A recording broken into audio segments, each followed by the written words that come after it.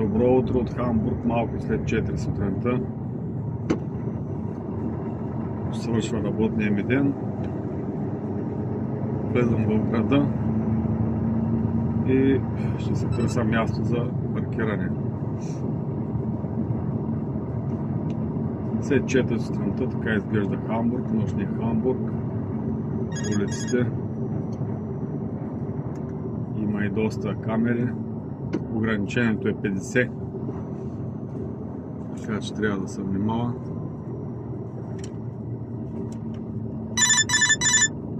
Ето сигнала за камера. Те са поставени тук на моста. Така че трябва да се мине с не повече от 50 км.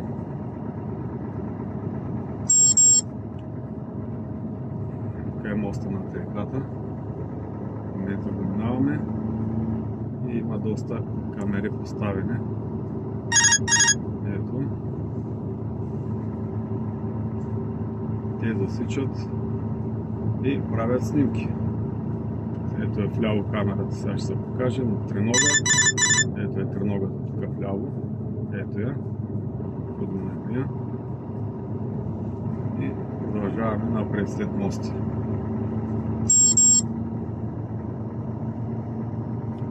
Влизаме в града.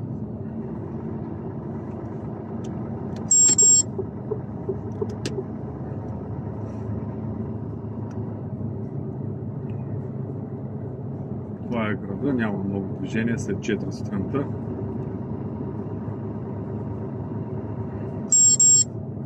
Приграл се на улицата. Днес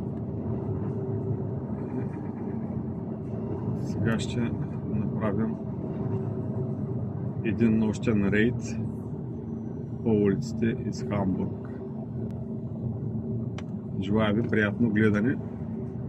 Дано ви е интересно, приятели.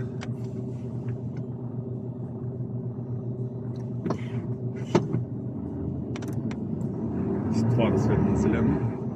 Продължаваме напред. 4 сутринта. Има движение, камиони се движат. Така или иначе.